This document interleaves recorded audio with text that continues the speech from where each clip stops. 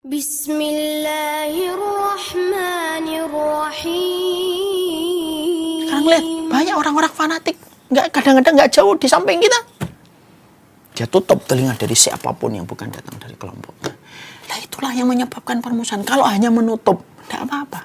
Tapi kalau sudah punya semangat untuk membatalkan, sudah punya semangat untuk begitu mudah dia secara prematur untuk memvonis saudaranya, lah inilah yang akan menjadi sebuah persoalan baru ketika terjadinya permusuhan. Dan kalau sudah terjadinya permusuhan karena fanatisme buta, apa yang terkorbankan? Tadi yang saya sampaikan, pekerjaan besar rumah Islam itu tidak akan selesai. Akhirnya kita sibuk berdebat di sosial media. Akhirnya kita sibuk terus kemudian berdebat kemudian di grup. Tanpa kita memikirkan berapa anak yatim yang hari ini kemudian harus kita pikirkan. Berapa banyak orang yang menjadi korban pemurtadan. Kita belum memikir bagaimana kita membantu orang-orang supaya merubah narasi menjadi solusi bagi kehidupan umat.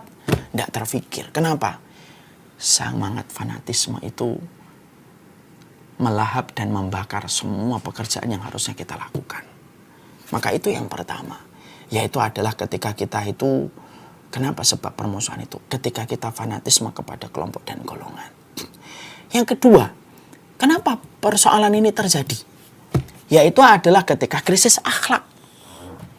Nah ini ketika terjadinya krisis akhlak inilah yang kemudian kita khawatirkan. Makanya nanti arahnya kepada perkara ghibah.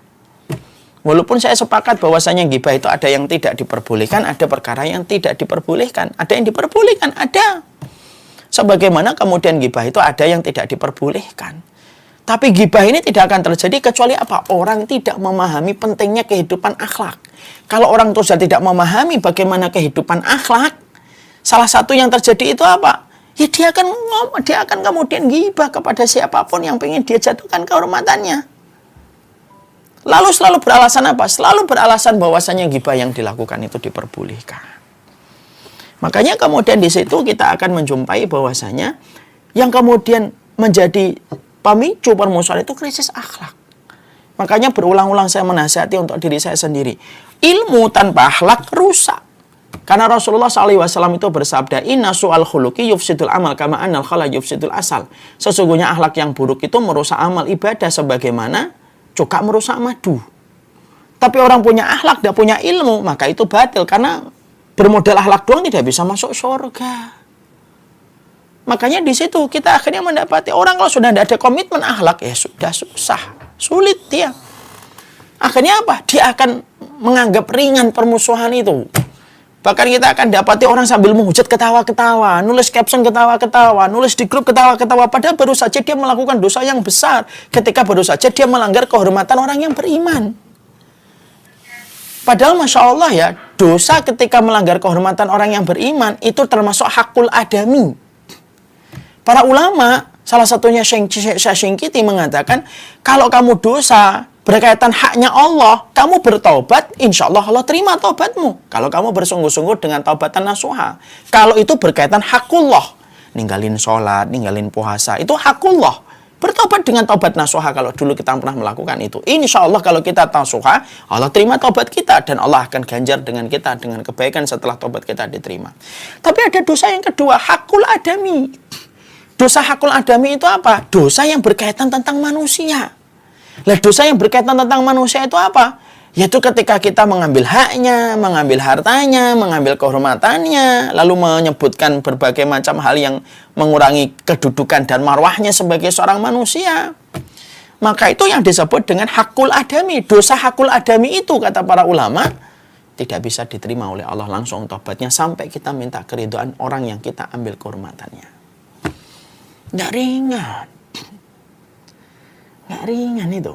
Makanya sampai Nabi karena khawatir terhadap dosa hakul adami, tahukah kita beberapa bulan sebelum Rasulullah itu meninggal dunia, Nabi pernah mengumpulkan sebagian besar para sahabat. Lalu Nabi itu berkata, siapa orang yang pernah aku pukul, siapa yang pernah aku dolimi, maka ambillah haknya kalian hari ini sebelum nanti datangnya hari kiamat, sebelum nanti datangnya hari pengadilan, ketika tidak lagi manfaat anak-anak yang kita miliki dan tidak lagi manfaat harta yang kita miliki. Makanya pada saat itu seluruh para sahabat itu menundukkan, nangis gitu. Kenapa Nabi sampai kemudian semacam itu? Karena Nabi khawatir dosa hakul adami itu yang betul-betul merusak kehidupan pengadilan kita di hadapan Allah. Makanya permusuhan itu biasanya karena minimnya akhlak. Ya. Makanya orang kalau sudah tidak punya akhlak itu apa? Maunya didengerin, nggak mau dengerin. Maunya dihargai, tapi nggak mau menghargai. Maunya didatangi, tapi nggak mau mendatangi. Itu semuanya merupakan bagian dari apa? Minimnya kehidupan akhlak. Karena orang kalau sudah minim kehidupan akhlak, dia akan menikmati permusuhan. Dan menganggap permusuhan itu merupakan bagian dari jalan hidupnya. Dan itu yang kita khawatirkan. Kemudian yang ketiga yang sering terjadi itu apa? Yaitu adalah persoalan-persoalan ketika kita kurang lengkap memahami perbedaan para ulama. Ya, tentunya kita sepakat ya, perbedaan itu ada dua. Perbedaan yang harus disikapi dengan ketegasan, yaitu perbedaan dalam masalah pokok. Oleh orang liberal, sekuler, kemudian orang yang mengkafirkan para sahabat, orang yang melakukan kesyirikan. Ini namanya adalah perbedaan-perbedaan pokok yang harus disikapi dengan ketegasan. Tapi ketegasan itu bukan berarti kita memusuhi, karena mereka sebenarnya adalah objek dari dakwah kita. Tapi warnanya tegas. Ada yang kedua, yaitu adalah perbedaan dalam masalah ijtihadiyah. Persoalan pada perkara-perkara yang sifatnya memang diperselisihkan oleh para ulama terdahulu, terjadi perselisihan. Di mana hari ini kita kemudian harus menghormati perbedaan-perbedaan itu. Sekarang coba lihat, orang kalau sudah tidak memahami tentang fikih perbedaan itu berbahaya betul. Akhirnya giginya runcing kepada orang yang beriman hanya gara-gara 1-2 pendapat yang tidak sama dengan pendapat yang dia pilih. Makanya kalau dulu saya waktu SD itu ya tahun 90 berapa ya, 95, 96, 97 SD. Enggak, ding, 90-an. Maka ketika pada saat itu tuh saya hidup di sebuah kota kecil gitu.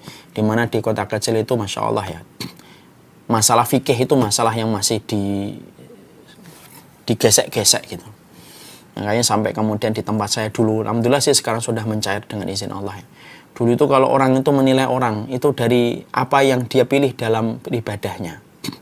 Kamu iftitahnya baca apa? Allahumma ba'id. Nah ini berarti Muhammadiyah. Kalau kamu apa? Kabiro. Oh kamu NU. Kalau melihat imam itu lihat imamnya baca bismillah atau tidak. Kalau membaca bismillah, nah ini NU. Kalau imamnya itu membaca bismillahnya lirih, pelan-pelan, nah ini Muhammadiyah ini. Ya kan? Kunut enggak? Kalau kunut NU. Kalau enggak kunut Muhammadiyah. Sampai ustadz aja dinilai begitu kan. Kalau ustadznya mengucapkan wallahu a'lam bishawab, nah ini Muhammadiyah. Kalau ustadznya mengucapkan wallahu muwafiq ila aqwamit thoriq, nah ini NU. Sampai segitunya dulu.